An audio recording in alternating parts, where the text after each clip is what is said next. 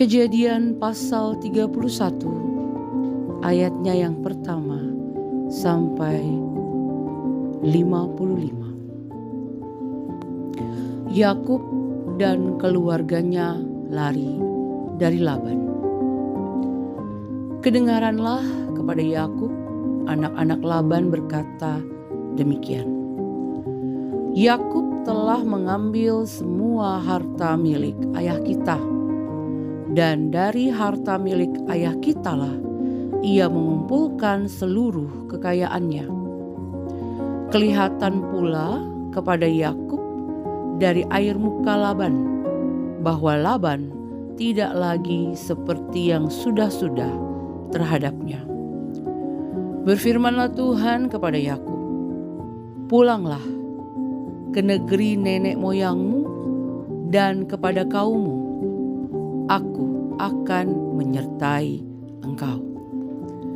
Lalu Yakub menyuruh orang memanggil Rahel dan Lea untuk datang ke padang, ke tempat kambing dombanya. Ia berkata kepada mereka, "Aku telah melihat dari air muka ayahmu bahwa ia tidak lagi seperti yang sudah-sudah terhadapku. Tetapi Allah ayahku menyertai aku. Kamu sendiri pun tahu bahwa aku telah bekerja pada ayahmu dengan segenap kekuatanku. Tetapi ayahmu telah berlaku curang kepadaku dan telah 10 kali mengubah upahku.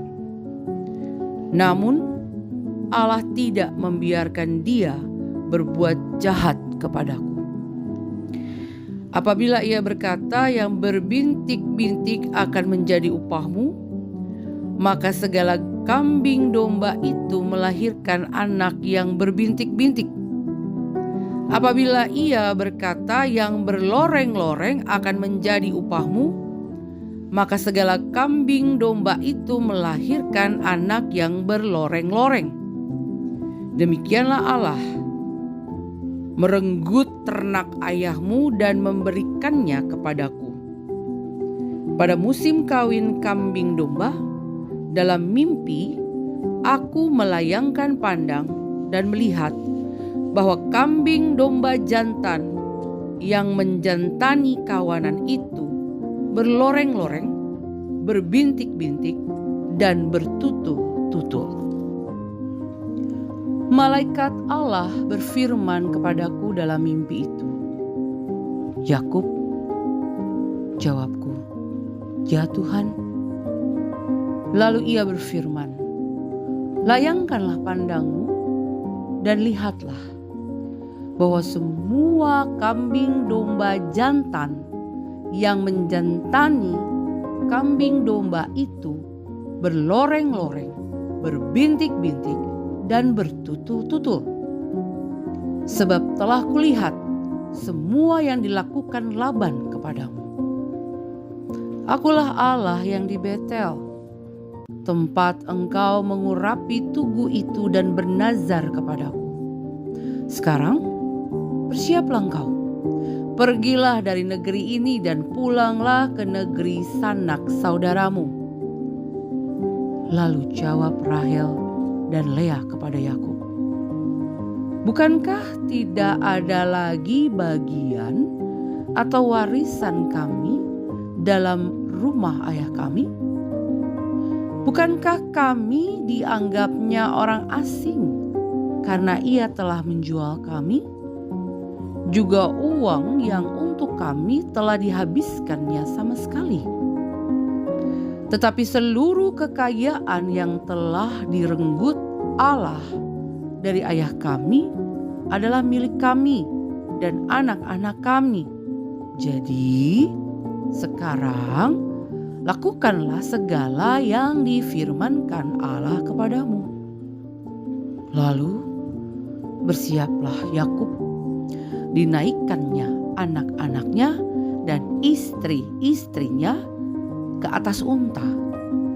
Kemudian ia mengiringi semua ternaknya segala yang telah diperolehnya, yakni ternak miliknya yang diperolehnya di Padan Aram, dengan maksud pergi kepada Ishak ayahnya di tanah Kanaan. Adapun Laban sebelumnya telah pergi menggunting bulu domba-dombanya. Ketika itulah Rahel mencuri terafim ayahnya. Yakub pun mengakali Laban, orang Aram itu, dengan tidak memberitahukan kepadanya bahwa ia mau lari. Ia pun lari. Dengan seluruh harta miliknya, ia berangkat menyeberangi sungai Efrat, lalu berjalan menuju pegunungan Gilead. Laban mengejar Yakub. Pada hari ketiga dikabarkan kepada Laban bahwa Yakub telah lari. Dengan membawa sanak saudaranya, ia mengejar Yakub sejauh 7 hari perjalanan, sampai ia berhasil menyusulnya di pegunungan Gilead. Pada waktu malam Allah mendatangi Laban, orang Aram itu, dalam suatu mimpi serta berfirman kepadanya, "Awas, jangan sampai engkau berbicara sembarangan terhadap Yakub." Lalu Laban sampai kepada Yakub. Sementara itu, Yakub telah memasang kemahnya di pegunungan. Laban dan sanak saudaranya juga telah memasang kemahnya di pegunungan Gilead. Kata Laban kepada Yakub, "Apa yang kau lakukan ini? Kau telah mengakali aku dan mengangkut anak-anakku perempuan seperti tawanan perang. Mengapa engkau lari diam-diam dan mengakali aku? Mengapa engkau tidak memberi tahu kepadaku supaya aku melepas engkau pergi dengan sukacita dan nyanyian, dengan iringan rebana dan kecapi? Engkau bahkan tidak memberiku kesempatan untuk mencium anak-anakku perempuan dan cucu-cucuku. Engkau telah bertindak bodoh. Aku berkuasa untuk berbuat jahat kepadamu. Tetapi tadi malam Allah ayahmu berfirman kepadaku, 'Awas, jangan sampai engkau berbicara sembarangan terhadap Yakub.' Sekarang, kalau memang engkau harus pergi karena sangat rindu pada rumah ayahmu, mengapa engkau mencuri ilah-ilahku?" Jawab Yakub kepada Laban, "Aku takut, karena pikirku jangan-jangan engkau merampas anak-anakmu itu dariku. Namun siapa yang engkau dapati menyimpan ilah-ilahmu itu? Janganlah dibiarkan hidup. Periksalah di hadapan saudara-saudara kita apa saja yang ada padaku dan ambillah milikmu." Yakub tidak tahu bahwa Rahelah yang mencuri terafim itu. Laban pun masuk ke dalam kemah Yakub dan ke dalam kemah Lea dan ke dalam kemah kedua hamba perempuan itu, tetapi ia tidak menemukan apa-apa. Setelah keluar dari kemah Lea, ia masuk ke dalam kemah Rahel, tetapi Rahel telah mengambil terafim itu dan memasukkannya ke dalam pelana untanya dan duduk di atasnya. Laban menggeledah seluruh kemah itu, tetapi ia tidak menemukan apa-apa. Lalu kata Rahel kepada ayahnya, "Jangan marah tuanku, karena aku tidak dapat bangkit di hadapanmu, sebab aku sedang haid." Laban mencari dengan teliti, tetapi ia tidak menemukan terafim itu. Hati Yakub pun menjadi panas dan ia menentang Laban. Kata Yakub kepada Laban, Apa kesalahanku? Apa dosaku sehingga engkau memburu aku? Engkau telah menggeledah semua barangku. Sekarang apa yang kau temukan dari segala barang rumahmu? Letakkanlah di sini, di hadapan saudara-saudaraku dan saudara-saudaramu, supaya mereka memutuskan antara kita berdua. Selama 20 tahun ini aku bersama dengan engkau. Domba dan kambing betinamu tidak pernah keguguran, dan yang jantan dari antara kambing dombamu tidak pernah kumakan. Ternak yang diterkam oleh binatang buas tidak pernah kubawa kepadamu. Aku sendiri yang menggantinya. Ternak yang dicuri orang baik di waktu siang maupun malam, selalu kau tuntut dariku. Aku dimakan panasnya siang dan dinginnya malam, dan tidur menjauh dari mataku. Selama 20 tahun aku di rumahmu. Aku telah bekerja padamu selama 14 tahun untuk mendapat kedua anakmu, serta 6 tahun untuk mendapat ternakmu, dan engkau telah 10 kali mengubah upahku. Seandainya Allah ayahku, Allah Abraham, dan yang disegani oleh Ishak tidak menyertai aku, tentulah sekarang engkau membiarkan aku pergi dengan tangan hampa. Tetapi kesengsaraanku dan jerih payahku telah diperhatikan Allah, dan Ia telah menjatuhkan putusan tadi malam.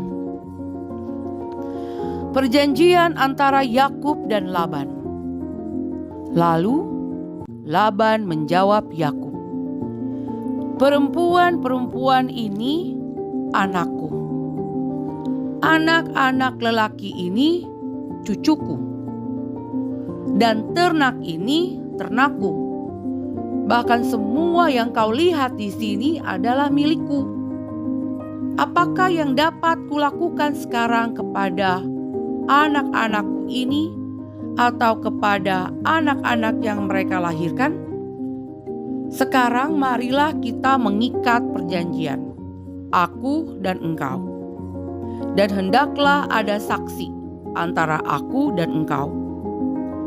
Jadi Yakub mengambil sebuah batu dan mendirikannya menjadi tugu.